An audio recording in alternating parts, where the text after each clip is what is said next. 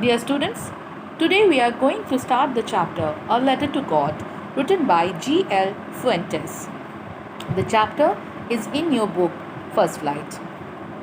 Before starting the chapter explanation, I want to provide you a short glimpse in the life of Gregorio Fuentes, the full name of the writer. Gregorio Fuentes or G.L. Fuentes was born as a fisherman and the first mate of the Pillar.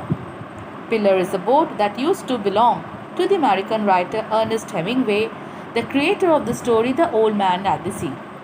It is believed that the struggle of G.L. Fuentes inspired Ernest Hemingway to create his masterpiece The Old Man at the Sea. Fuentes was born on Lanzarote in the Canary Islands. He first went to sea as a deck boy with his father at the age of 10. As a teenager, he worked on cargo ships out of the Canary Islands to Trinidad and Puerto Rico. Now students, it's time for the chapter explanation. The story depicts unwavering faith of the farmer Lencho, who is acting as the protagonist of the story. It begins with his life expecting for a rain shower to nourish his field of corn. He is confident that his harvest is going to yield him huge profits just like it does every year. To his utmost excitement, rainfall did happen, but sooner it turned into a hailstorm, destroying his entire crop field. The damage posed a threat to the family's survival, as their entire livelihood was dependent on the year's produce.